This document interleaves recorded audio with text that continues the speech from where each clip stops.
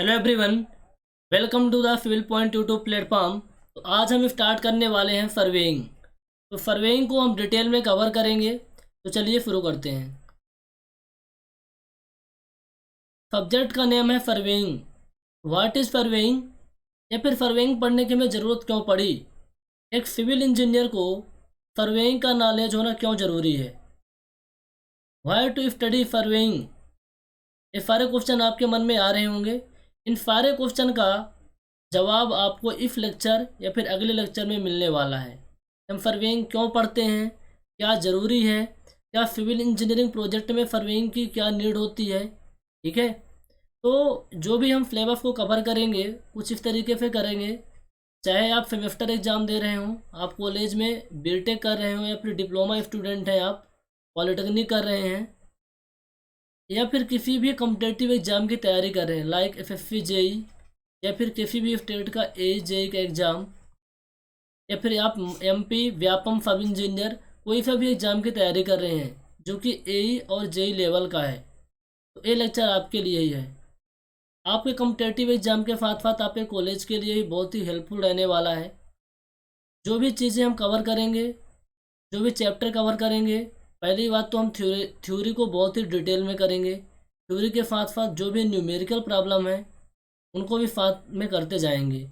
Objective question भी करेंगे, जैसे आपका चैप्टर कंप्लीट हो जाएगा। तो सर्वेइंग का कौन कौन सा सिलेबस है, ये आपका लेक्चर नंबर 1 है। कौन कौन से चैप्टर को हम कवर करने वाले हैं। हो सकता है एसएससी जेई में कुछ टॉपिक इस पर्टिकुलर सिलेबस से ना हो, तो जो एसएससी जेई में आता है, जो एई में आता है, जो जेई में आता है, आप अपने सिलेबस के अकॉर्डिंग उन चैप्टर को आप चाहे तो ना पढ़ें।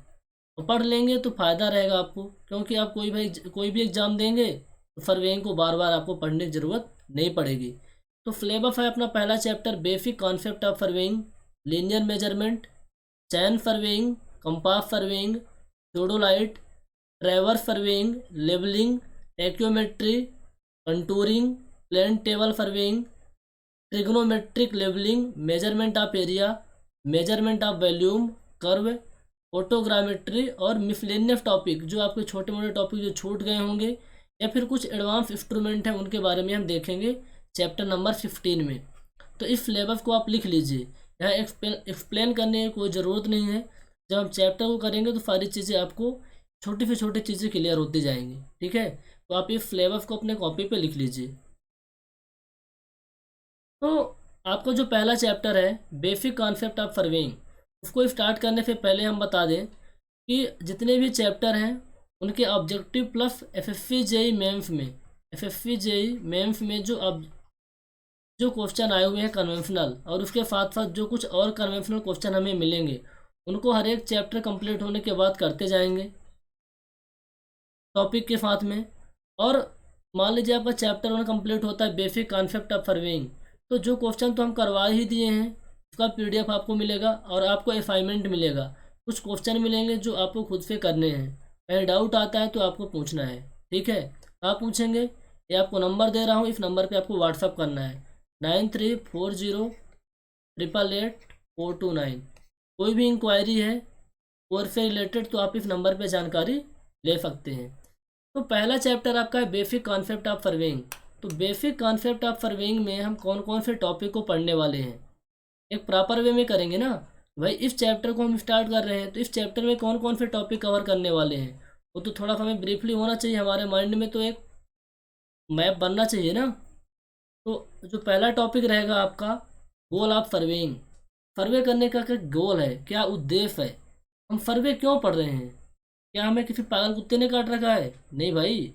सर्वे का क्या इम्पोर्टेंस है, पहला टॉपिक यही रहने वाला है। Primary division of survey. Primary division of सर्वे का मतलब ये है कि सर्वे को मोटे मोटे तौर पे हम कितने टाइप से डिवाइड कर सकते हैं। ठीक है, दो टाइप का होता है, प्लेन सर्वे और जियोडेटिक सर्वे। क्लासिफिकेशन ऑफ सर्वे में देखेंगे डिटेल, डिटेल में सर्वे को कितने तरीके से हम क्लासीफाई कर सकते हैं, ऑब्जेक्ट के आधार पर, इंस्ट्रूमेंट के आधार पर, नेचर के आधार पर कितने टाइप ऑफ सर्वे को क्लासीफाई कर सकते हैं, ये हम पढ़ेंगे टॉपिक नंबर 3 में, क्लासिफिकेशन ऑफ सर्वे में। Principle of survey. Principle of सर्वे मतलब क्या है, सर्वे का सिद्धांत। अब ये वाली स्कूल की प्रिंसिपल की बात नहीं कर रहा हूँ, इसकी स्पेलिंग होती है स्कूल वाले की PRINCIPAL। हम पढ़ रहे हैं PLE, यानी सिद्धांत वाले प्रिंसिपल की बात हो रही है। सर्वे के सिद्धांत को पढ़ेंगे हम। यूनिट्स ऑफ मेजरमेंट हम देखेंगे कि कितने हेक्टेयर में, या फिर 1 एकड़ में कितना हेक्टेयर होता है, 1 हेक्टेयर में कितने एकड़ होते हैं, ठीक है। 1 इंच में कितने सेंटीमीटर होता है, छोटे छोटे यूनिट को हम देखेंगे। प्लान और मैप में क्या डिफरेंस है इसको भी देखेंगे। प्लान और मैप ऑलमोस्ट सेम चीज़ें होती हैं, लेकिन इनमें थोड़ा सा डिफरेंस होता है। मैप किसी बड़े एरिया के लिए बनाया जाता है, जबकि प्लान किसी छोटे एरिया के लिए। जब टॉपिक आएगा तो समझ में आ जाएगा, डोंट वरी। स्केल और स्केल के टाइप के बारे में देखेंगे। स्केल क्या होता है? Map distance upon ground distance. कितने टाइप की स्केल होती है आपने सुना है क्या? सुने होंगे आप, कॉलेज पे सुने होंगे I think. Vernier scale, direct vernier scale, retrograde vernier scale, इन सभी स्केल को हम देखेंगे। और आपका जो लास्ट टॉपिक रहने वाला है आप दिस चैप्टर, फ्रंक स्केल। और इसके अलावा भी कोई टॉपिक है तो हम इसको ऐड कर लेंगे, परेशान होने की कोई ज़रूरत नहीं है। तो गोल ऑफ सर्वेइंग, सर्वे का क्या गोल है, हम सर्वे क्यों पढ़ते हैं? पहली बात तो जो सब टॉपिक है वाले जो गोल ऑफ सर्वेइंग पढ़ेंगे तो इसके अंदर भी बहुत सारे पॉइंट होंगे। तो सभी पॉइंट को हम पहले से लिख लिए हैं ताकि आपको आपका टाइम सेव हो और आपको अच्छे से चीज़ें समझ में आ जाएं, ठीक है। पहली बात तो है कि knowledge and skill of surveying is required in all the civil engineering project. जो गोल ऑफ सर्वेइंग है इसमें knowledge and skill of surveying is required in all the civil engineering project. What is the difference between skill and knowledge? देखो, आपका जो subject के अंदर theoretical जानकारी है, आपको जो थ्योरेटिकल पता है, थ्योरी वाली चीज़ें, वो आपका क्या हो गया? नॉलेज, ठीक है। और यदि आप उसको प्रैक्टिकली अप्लाई कर पा रहे हैं, प्रैक्टिकली अप्लाई कर पा रहे हैं, तो हम बोलते हैं स्किल। तो आपके पास दोनों चीज़ें होना चाहिए। एज ए सिविल इंजीनियर आपके पास सर्वेइंग का थ्योरेटिकल नॉलेज होना चाहिए और उसके साथ साथ आपके पास प्रैक्टिकल नॉलेज भी होना चाहिए, क्योंकि किसी भी सिविल इंजीनियरिंग प्रोजेक्ट को अच्छे से डील करने के लिए दोनों चीज़ें बहुत ज़रूरी होती हैं। तो आप बोलेंगे सर सिविल इंजीनियरिंग प्रोजेक्ट क्या होता है? देखो, सिविल इंजीनियरिंग प्रोजेक्ट में क्या आ जाएगा आपका, मान लो रोड हो सकता है, रेलवे ट्रैक हो सकता है, ठीक है, ब्रिज हो सकता है, कलवर्ट हो सकता है। बहुत सारे सिविल इंजीनियरिंग प्रोजेक्ट हैं, ये सारे प्रोजेक्ट हो सकते हैं, ठीक है। इन सभी प्रोजेक्ट को अच्छे से डील करने के लिए सर्वेइंग का नॉलेज एंड स्किल होना बहुत ज़रूरी है। क्या करेंगे स्किल का हम? देखो, कोई भी सिविल इंजीनियरिंग प्रोजेक्ट है, आप उसको तब तक स्टार्ट नहीं कर सकते जब तक आपके पास एस्टीमेट ना हो। भैया इस प्रोजेक्ट में इतना खर्चा आने वाला है। आप मान लो कोई हॉस्पिटल बना रहे हो, तो उस हॉस्पिटल को आप तब तक स्टार्ट नहीं कर सकते जब तक आपको अप्रूवल ना मिले। अप्रूवल कब मिलेगा? आपको एस्टीमेट यानी प्रशासन से आपको अप्रूवल कब मिलेगा? एडमिनिस्ट्रेशन से। जब आपके पास क्या होगा? एस्टीमेट होगा। तो आप एस्टीमेट कैसे बनाओगे?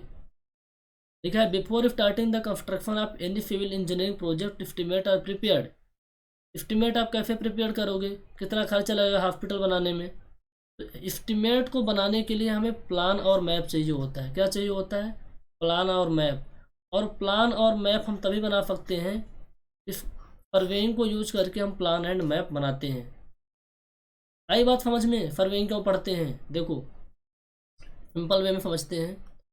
यदि कोई भी प्रोजेक्ट है, मान लो रोड बना रहे हैं, इस रोड को हम तब तक नहीं बना सकते जब तक हमारे पास क्या ना हो? एस्टीमेट ना हो, ठीक है। एस्टीमेट हमारे पास कब आएगा? जब हमारे पास प्लान होगा या फिर हमारे पास मैप होगा। और प्लान या फिर मैप, प्लान और मैप में थोड़ा कंफ्यूज नहीं होना है आपको। जस्ट आप समझो कि ड्राइंग होता है, प्लान और मैप एक ड्राइंग होता है, इतना जानो, आगे हम देखेंगे। और प्लान और मैप के लिए आपको क्या चाहिए होता है भाई? सर्वेइंग का नॉलेज होना ज़रूरी है। तो बात तो समझ में आ रही होगी आपको कि सर्वेइंग क्यों पढ़ना है।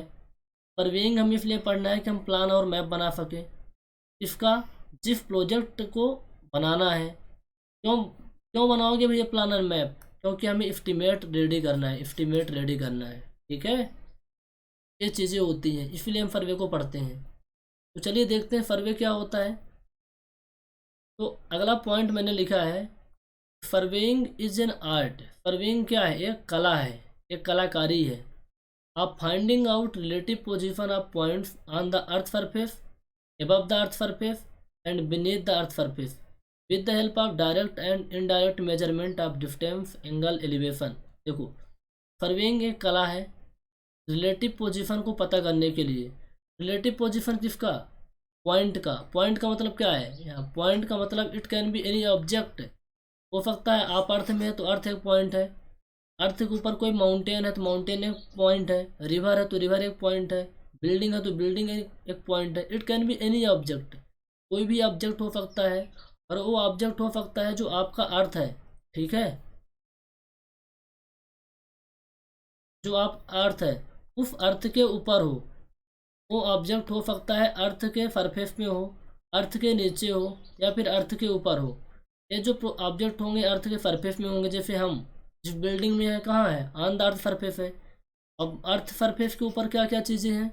अर्थ सरफेस के ऊपर मान लो सन है, मून है, स्टार है, ये सब क्या अर्थ सरफेस के ऊपर है। अर्थ सरफेस के नीचे जैसे मान लो रिवर है। रिवर क्या मतलब जो वाटर बॉडी चीज़ें हैं अर्थ सरफेस के नीचे, तो वो अर्थ सरफेस के नीचे हम बाद में बात करेंगे। तो हम बात क्या कर रहे थे एक्चुअली? देखो, ये बात कर रहे थे कि कोई भी ऑब्जेक्ट हो जो अर्थ सरफेस के ऊपर हो, अर्थ सरफेस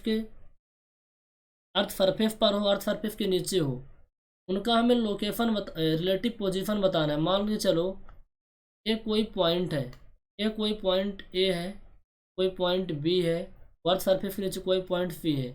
तो ए से सी तक का डिस्टेंस 50 मीटर है, जबकि ए से बी तक का डिस्टेंस 100 मीटर है।